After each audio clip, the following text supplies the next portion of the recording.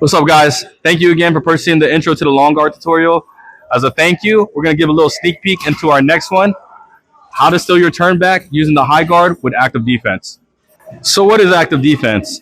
Active defense to me is where when you're using your defense, you are actively looking to punch. Example of something that you'll see a lot, including the Benavidez versus Morrell fight recently, is one guy is punching, sometimes very wide, and the other guy's just catching the shots.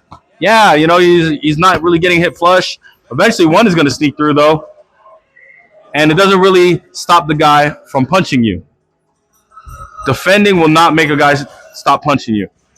So in my system, I like to teach same side counters. Coach Ramel with the left hook here. I'll go to it, putting the weight on my back leg. And as you can see here, there's a big window now. If I take the inside track and I just throw the right hand and the left hook. Okay? The shots don't have to be devastating punching power, right? I just need to get him to the target to make this guy stop. Okay? So again, he throws the left hook, boom, and I throw him right away.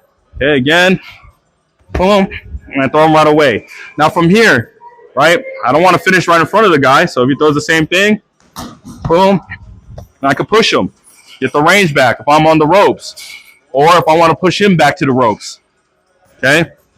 If I don't have that physicality into my system, I can do this. And just circle out. Or I can create space.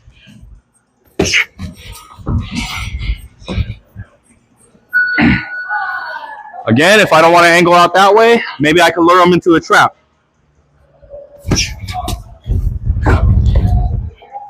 As he has to step into my range in order to attack me. Again. And time. So be on the lookout for the upcoming tutorial, active defense, how to steal your turn back using the high guard. And thanks again for purchasing the tutorial. And if you haven't yet, grab the intro to the long guard on system while it's 40% off.